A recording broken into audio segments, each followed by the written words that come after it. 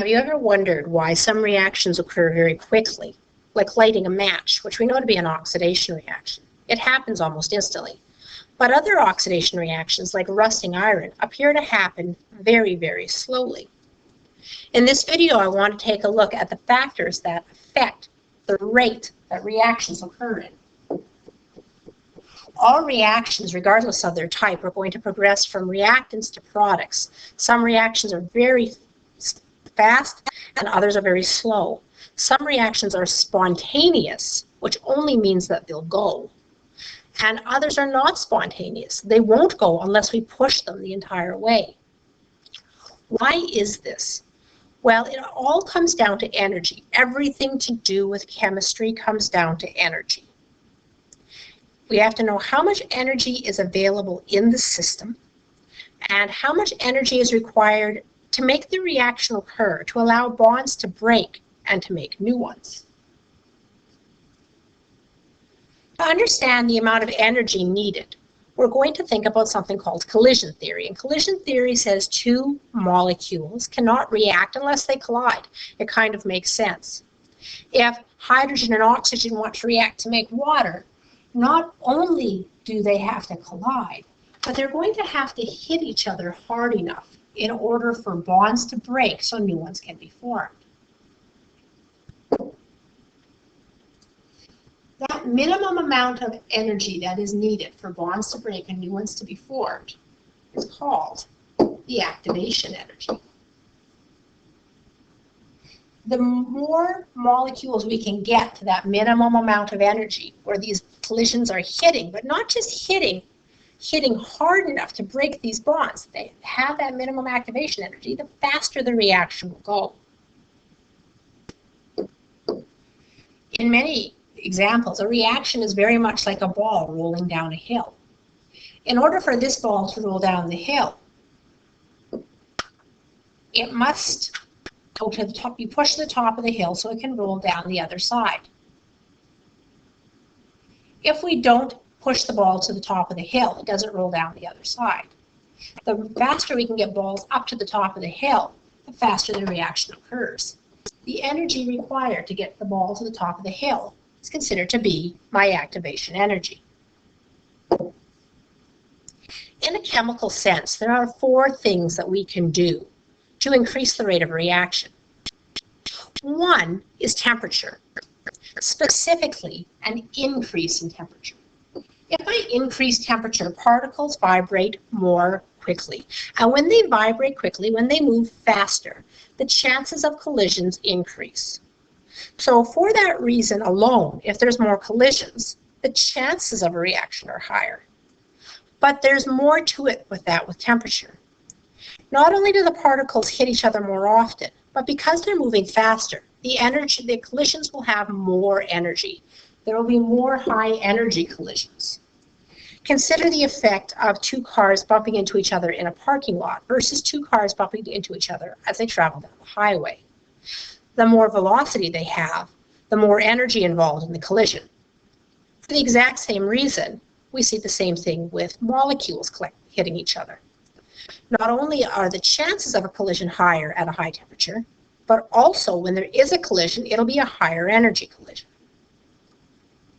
Concentration is another factor that we can use to increase the rate of a reaction. I can increase the concentration in a solution by adding more solute to the solvent, or in a gas by decreasing the volume or space available for the gas particles to be existing. When I increase the concentration, there are more particles per given area, and so the chances of a collision are higher. The force behind each collision is no higher, but the statistical probability that two particles will collide does increase. Imagine when you're walking down an empty hallway in between classes versus when you're walking down the hallway after the lunch bell rings. Chances are you will bump into many more people in a crowded hallway. You may not hit them any harder than you would if you bumped into somebody randomly when only one or two people were there, but the chances of collisions are greater. The third factor is the size of the particles. Now, when I say the size of the particles, I am not talking about the size of the individual molecules. More, I'm considering the size of the clumps of molecules. If you think about the reaction between wood and the air, for example, I'm trying to burn a log. We know that if we cut the log into kindling, it burns much more readily. The reason for that is we add many, many more surfaces. When you have smaller particles, you increase the surface area. If I'm interested in the reaction of sugar dissolving, which is a physical reaction, a sugar cube compared to granulated sugar compared to powdered sugar, the smaller I grind the particles, the faster they dissolve. So this again has only to do with the size of the particles, not the molecules themselves. In the sugar and the wood analogies, the molecules that compose them are identical in every case. But the clumps, how close can these particles get to each other, are the big difference. Particle size is the reason behind many different things that we have as far as reaction severity. In a coal mine, we know that coal itself will burn. But coal dust, because it's such a smaller particle, will actually explode. It's the same reaction, just a lot faster. Also, gasoline as a liquid will burn, but gasoline vapor will explode. Catalysts are the fourth thing that we can do to increase the speed of a reaction.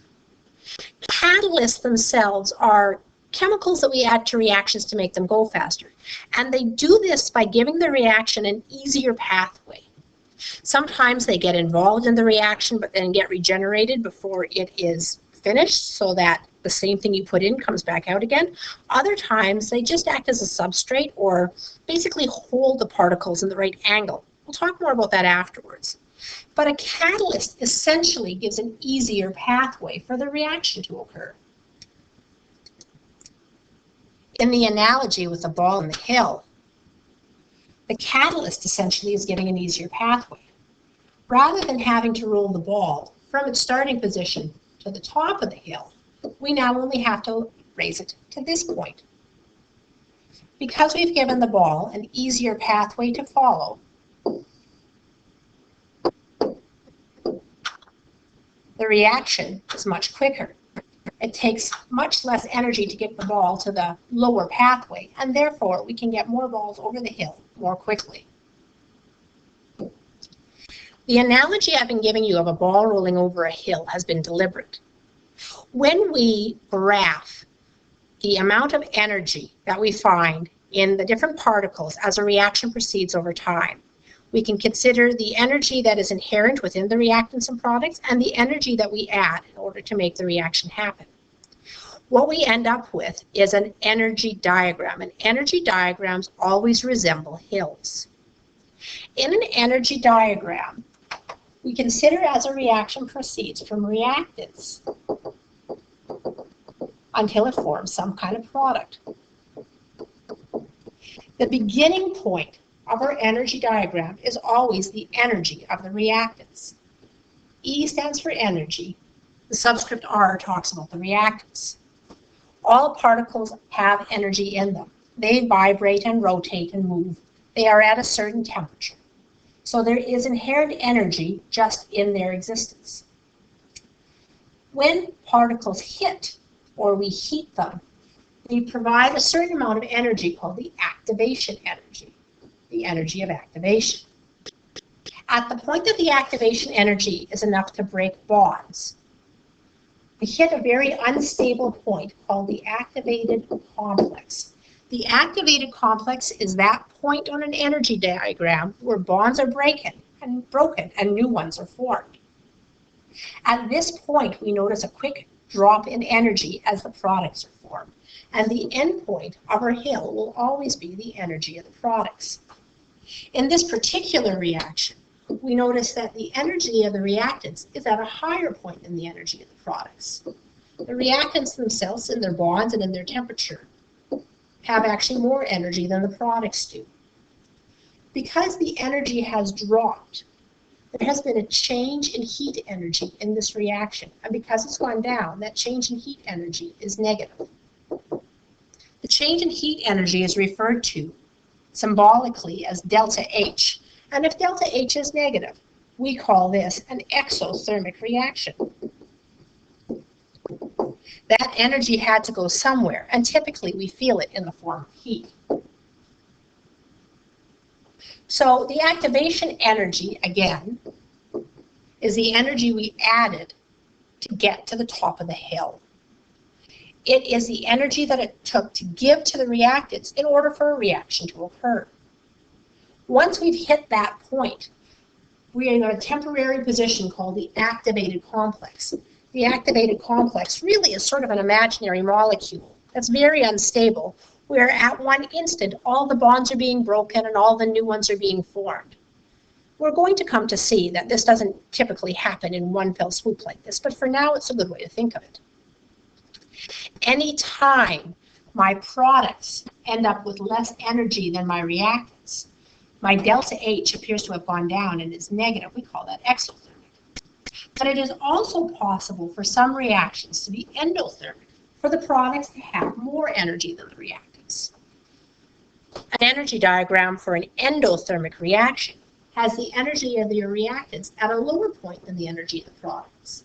Some of that heat energy remains trapped in the bonds of the molecules. In this case, because the energy has apparently gone up from my starting point, the delta H would give us a positive value. In an endothermic reaction, the energy of the products is greater than the energy of the reactants. Endothermic reactions often feel cool because heat is removed from the surroundings in order to stay trapped in the bonds of the product. When we add a catalyst, the effect on the energy diagram is to lower the hill. The line in blue represents an energy diagram with no catalyst. In this case, the activation energy is quite high, and so the reaction is slow. In order for the catalyst to speed the reaction up, it has provided a lower energy pathway. Many more particles will be able to get to the top of this hill than they will to the top of the other one. If we consider a Boltzmann distribution, this is a graph that shows the number of particles that have a given amount of energy. The area under the graph represents all the particles that are reacting. We see that very few of them have low energy and very few of them have high energy. Most of the particles are somewhere in between. The activation energy was the minimum amount of energy needed to react. In the case of our blue line, let's assume it's around here. Only those particles past this point have enough energy to react. But if we add a catalyst, what it does is lowers the amount of energy needed in order to react. The effect of adding a catalyst is to create a lower energy point for collision. Now, everyone past this point can react, and many more particles. So these vertical lines represent the energy of the activated complex. The purple line representing with a catalyst and the blue line without. In the description below this video, I will post a couple of videos that further explain Boltzmann distributions to help you understand energy diagrams. How can we draw energy diagrams ourselves? We'll continually draw these as simple sketches. Our simple sketch is going to have the reaction progress along the bottom and the energy required on the y-axis.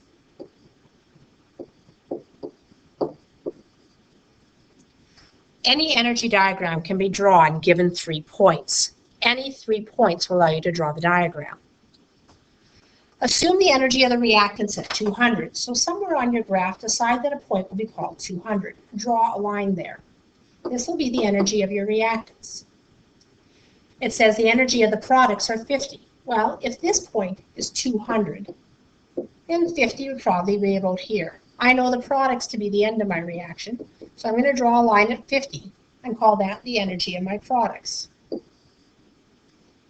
The activation energy is 100. Now don't confuse activation energy with activated complex. In plain everyday words, activation energy is my up arrow and activated complex is the top of my hill. So my activation energy is to go up by 100. This allows us to know where the top of the hill would be. Now that I have 3 points, I can draw a line that represents the energy changing as the reaction occurs. My activated complex is the top of the hill. If I started at 200, to which I added 100, my activated complex would be at 300. My delta H is the difference between where I started and where I ended. In this case, we went down. My delta H will be negative. We went down from 200 down to 50. We went down by 150. So this is now an exothermic reaction. We have a negative delta H.